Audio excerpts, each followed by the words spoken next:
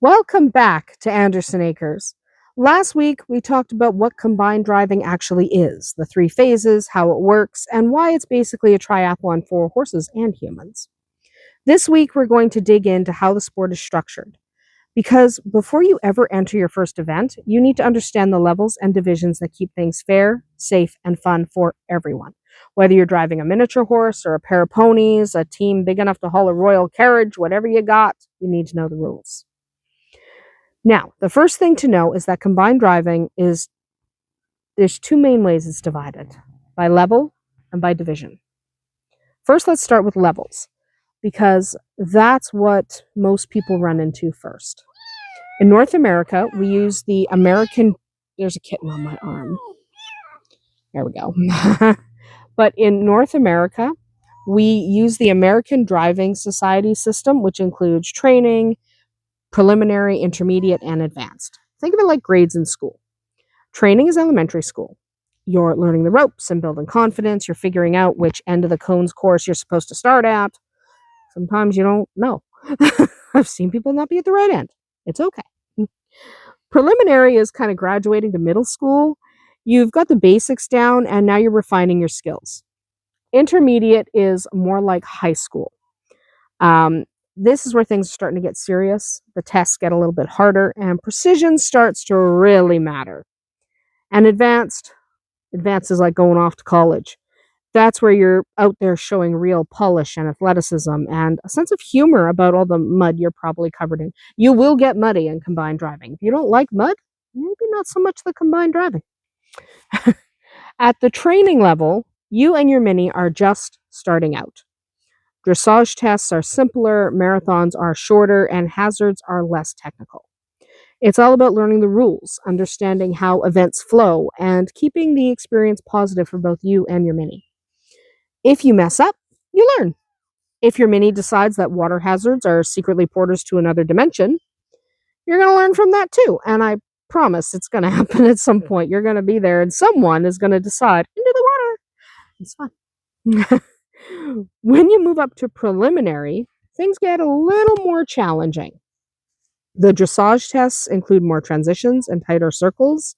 The marathon course adds a few extra kilometers, and the hazards start to demand better steering and a sense of timing. That's where your communication as a team really starts to show. Then there's intermediate. This is where you're doing real athlete level work, okay? The obstacles get trickier, the expectations for precision and pace are just so much higher, and you'll need to condition your horse carefully to handle all of the demands of combined driving at this level. You're not just showing off what your mini can do, you're proving what kind of partnership you've built. And then, advanced. Advanced is fun. Most people never get this far. That's okay. No, not all of us have to go that far. But this is basically the top of the sport. These are the drivers that are competing at international FEI levels, often with four-in-hand teams.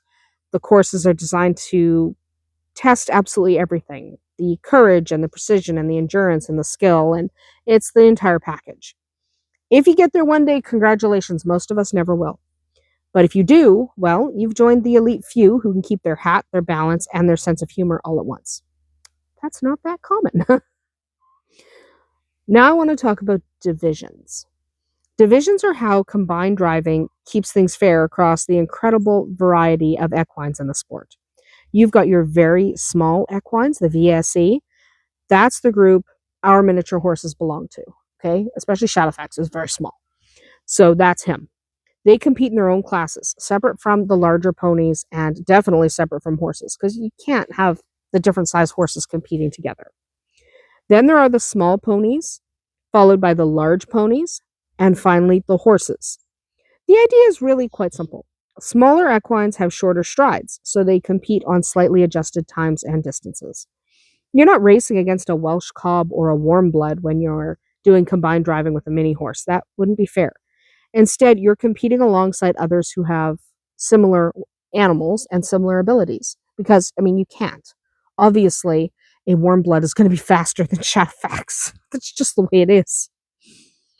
And each of those divisions, the VSE, the small pony, the large pony, and the horse, Well, they have different things you can compete in. You can be a single, you can be a pair, you can do tandem, or you can do four in hand. So a single mini pulling one cart goes in the singles division. Two minis side by side, well, that makes a pair. Two minis in tandem, where one is in front of the other, so they're in a line, they compete in tandem, or what I like to call chaos division. Uh, give tandem a watch, and you'll see why I like to call it the chaos division. And if you've somehow managed to train four mini horses to work perfectly in harmony, congratulations. You're officially braver than most people I know, and you're driving four in hand. Good job. I'm not. Now, at every level and in every division, there are specific requirements for age and safety. Generally, depending on where you are and the rules of the association you're with, but often they have to be 4 years old to compete. They have to be sound and in good physical condition. As you go up the levels, the expectations for harness quality and vehicle type and even wheel material might change. Training level is the most flexible because it should be. It's designed to be accessible, but by the time you reach preliminary or intermediate, you're expected to have specialized equipment and a solid understanding of carriage safety standards. So if you're going to move up in those levels, you do need to make sure you have the right equipment. Okay, or you won't even be allowed to compete. Never mind whether or not you can win, you won't even be allowed to compete. Now, I know it sounds a little bit overwhelming. Don't panic. Everyone starts somewhere, and the driving community is full of people who remember being exactly where you are right now. You don't have to go from backyard drives to combined driving championships overnight. Start with the training level. Learn the rules. Volunteer at an event if you have one in your area. That's the best way to understand how everything works before you're out there with your own horse. And above all, take your time. Combined driving isn't about rushing up through the ranks. It's about building skill and trust and partnership.